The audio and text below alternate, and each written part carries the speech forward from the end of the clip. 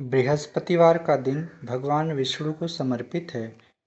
जो व्यक्ति हर गुरुवार भगवान विष्णु की पूजा करता है और गुरुवार की कथा सुनता है, गुरु बृहस्पति की और भगवान विष्णु की कृपा से उनकी सभी परेशानियां दूर हो जाती हैं।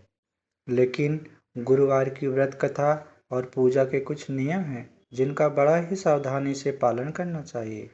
आइए जानते हैं गुरुवार के व्रत कथा और व्रत से जुड़े नियम। गुरुवार व्रत पूजा कथा में कई ऐसी बातें बताई गई हैं जिन्हें मनुष्य को ध्यानपूर्वक अपनाना चाहिए।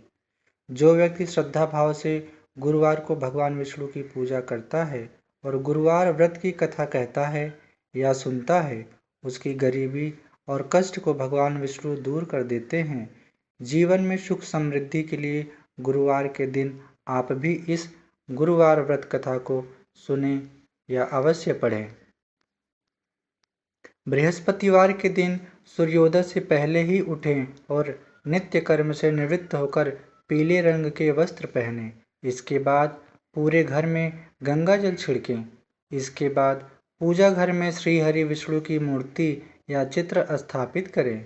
फिर पीले रंग के गंध पुष्प और अक्षत चढ़ाएं।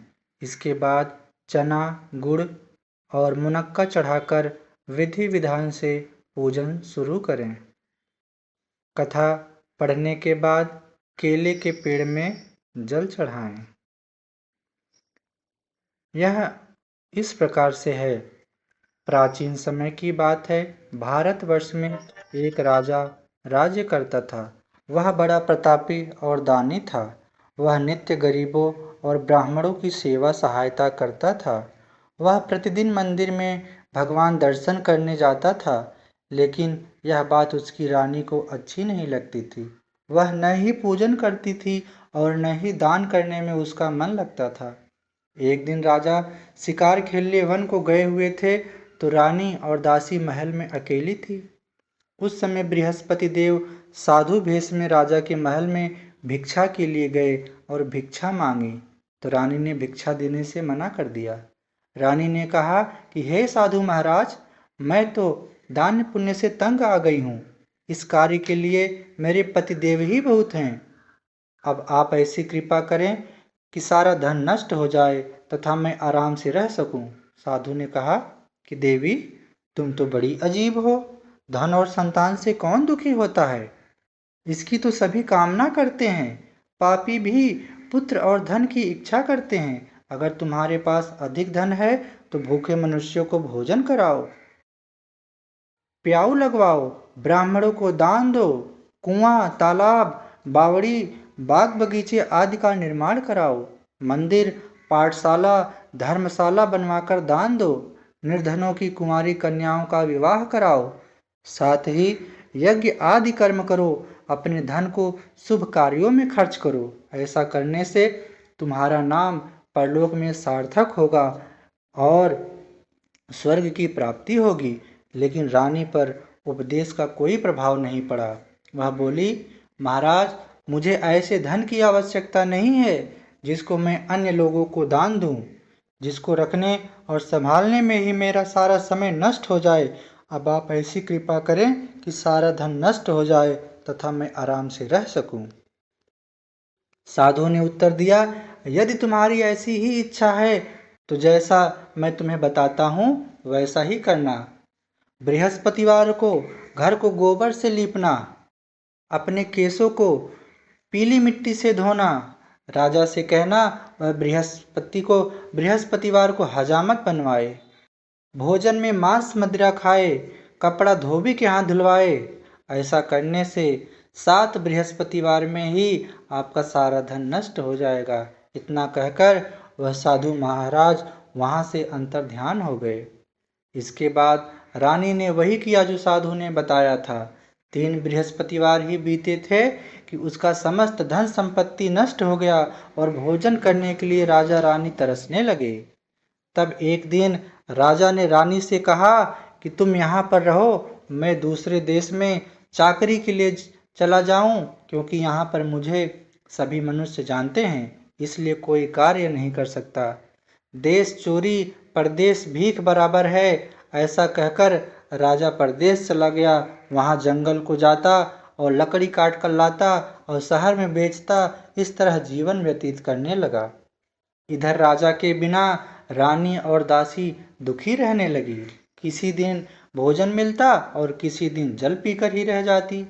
एक समय जब रानी और दासियों को 7 दिन बिना भोजन के रहना पड़ा, तो रानी ने अपनी दासी से कहा कि हे दासी, पास ही नगर में मेरी बहन रहती है, वह बड़ी धनवान है। तू उसके पास जा और 5 सेर बेझर मांग कर ले आ, ताकि कुछ समय के लिए थोड़ा बहुत गुजर बसर हो जाए। दासी रानी बहन के पास गई। उस दिन बृहस्पतिवार था। रानी की बहन उस समय बृहस्पतिवार की कथा सुन रही थी। दासी ने रानी की बहन को अपनी रानी का संदेश दिया, लेकिन रानी की बहन ने कोई उत्तर नहीं दिया। जब दासी की रानी की बहन से कोई उत्तर नहीं मिला, तो वह बहुत दुखी हुई। उसे क्रोध भी आया। दासी ने वापस आकर रानी को सारी बात बता दी। सुनकर रानी ने कहा कि दासी, उसमें उसका कोई दोष नहीं है। जब बुरे दिन आते हैं तो कोई सहारा नहीं, अच्छे बुरे का पता विपत्ति में ही लगता है। जो ईश्वर की इच्छा होगी वही होगा। यह सब हमारे भाग्य का दोष है। यह सब कहकर रानी ने अपने भाग्य को कोसा। उधर रानी की बहन ने सोचा कि मेरी बहन की दासी आई थी, लेकिन मैं उससे नहीं बोली, इससे वह बहुत दुखी हुई होगी। कथा सुनकर और पूजन समाप्त कर वह अपनी बहन के घर गई और कहने लगी कि हे बहन, मैं बृहस्पतिवार का व्रत कर रही थी। तुम्हारी दासी गई, लेकिन जब तक कथा होती है तब तक ना उठते हैं और न बोलते हैं, इसलिए मैं नहीं बोली। कहो, दासी क्यों गई थी? रानी बोली, बहन, हमारे घर अनाज नहीं था। ऐसा कहते कहते रानी की आंखें भर आई। उसने दासियों समेत 7 दिन तक भूखा रहने की बात भी अपनी बहन को बता दी। इसीलिए मैंने दासी को तुम्हारे पास 5 सेर बेझल लेने के लिए भेजा था। रानी की बहन बोली, बहन, देखो, बृहस्पति देव सबकी मनोकामना पूर्ण करते हैं। देखो, शायद तुम्हारे घर में अनाज रखा हो। पहले तो रानी को विश्वास नहीं हुआ, परंतु बहन के आग्रह करने पर उसने दासी को अंदर भेजा। दासी घर के अंदर गई तो वहां पर उसे एक घड़ा बेझर से भरा मिला। उसे बड़ी हैरानी हुई। उसने आकर रानी को बताया। दासी रानी से कहने लगी, हे रानी, जब हमको भोजन नहीं मिलता तो हम व्रत ही तो करते हैं, इसलिए क्यों न इनसे व्रत और कथा की विधि पूछ ली जाए, हम भी व्रत किया करेंगे। दासी के कहने पर रानी ने अपनी बहन से बृहस्पति व्रत के बारे में पूछा। उसकी बहन ने बताया, बृहस्पतिवार के व्रत में चने की दाल, गुड़ और मुनक्का से विष्णु भगवान का केले के वृक्ष की जड़ में पूजन करें तथा दीपक जलाएं और कथा सुनें। उस दिन एक ही समय भोजन करें और भोजन में पीले खाद्य पदार्थ का सेवन जरूर करें। इससे गुरु भगवान प्रसन्न होते हैं, अन्न, पुत्र और धन का वरदान देते हैं, साथ ही सभी मनोकामनाएं पूर्ण करते हैं। व्रत और पूजन की विधि बताकर रानी की बहन अपने घर लौट आई। रानी और दासी दोनों ने निश्चय किया कि बृहस्पति देव भगवान का पूजन जरूर करेंगे। 7 रोज बाद जब बृहस्पतिवार आया तो उन्होंने व्रत रखा। घुड़साल में जाकर चना और गुड़ बीन लाई और उसकी दाल से केले की जड़ तथा विष्णु भगवान का पूजन किया। अब पीला भोजन कहाँ से आए? दोनों बड़ी दुखी हुई, परंतु उन्होंने व्रत किया था, इसलिए बृहस्पति देव भगवान प्रसन्न थे। एक साधारण व्यक्ति के रूप में वे 2 थालों में पीला भोजन लेकर आए और दासी को देकर बोले, हे दासी, यह भोजन तुम्हारे और तुम्हारी रानी के लिए है, इसे तुम दोनों ग्रहण करना। दासी भोजन पाकर बहुत प्रसन्न हुई। उसने रानी से कहा, चलो रानी जी, भोजन कर लो। परंतु रानी को भोजन आने के बारे में कुछ भी पता नहीं था, इसलिए उसने कहा, जा तू ही भोजन कर, क्योंकि तू व्यर्थ में हमारी हंसी उड़ाती है। तब दासी ने कहा, एक व्यक्ति भोजन दे गया है। तब रानी ने कहा, वह व्यक्ति तेरे लिए ही भोजन दे गया है, तू ही भोजन कर। तब दासी ने कहा, वह व्यक्ति हम दोनों के लिए 2 सुंदर थालों में पीला भोजन दे गया है, इसलिए मैं और आप दोनों ही साथ साथ भोजन करेंगे। यह सुनकर रानी बहुत प्रसन्न हुई और दोनों ने गुरु भगवान को नमस्कार किया और भोजन करने लगी। उसके बाद वे प्रत्येक बृहस्पतिवार को गुरु भगवान का व्रत और पूजन करने लगी। बृहस्पति भगवान की कृपा से उनके पास धन हो गया, लेकिन रानी फिर पहले की तरह आलस्य करने लगी। तब दासी बोली, देखो रानी, तुम पहले भी इस प्रकार आलस्य करती थी। तुम्हें धन के रखने में कष्ट होता था, इस कारण सभी धन नष्ट हो गया। अब गुरु भगवान की कृपा से धन मिला है तो फिर तुम्हें आलस्य होता है। बड़ी मुसीबतों के बाद हमने यह धन पाया है, इसलिए हमें दान पुण्य करना चाहिए। अब तुम भूखे मनुष्यों को भोजन कराओ, प्याऊ लगवाओ, ब्राह्मणों को दान दो, कुआं, तालाब, बावड़ी, बाग बगीचे आदि का निर्माण कराओ, मंदिर, पाठशाला, धर्मशाला बनवाकर दान दो, निर्धनों की कुंवारी कन्याओं का विवाह करवाओ, साथ ही यज्ञ आदि कर्म करो, अपने धन को शुभ कार्यों में खर्च करो, जिससे तुम्हारे कुल का यश बढ़े और स्वर्ग प्राप्त हो और पितर प्रसन्न हो। दासी की बात मानकर रानी शुभ कर्म करने लगी, उसका यश फैलने लगा। एक दिन रानी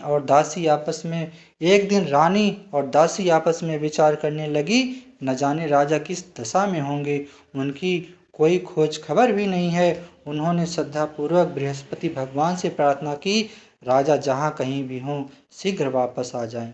उसी रात्रि को बृहस्पति देव ने राजा को स्वप्न में कहा, हे राजा, उठ, तेरी रानी तुझे याद करती हैं, अपने देश को लौट जा।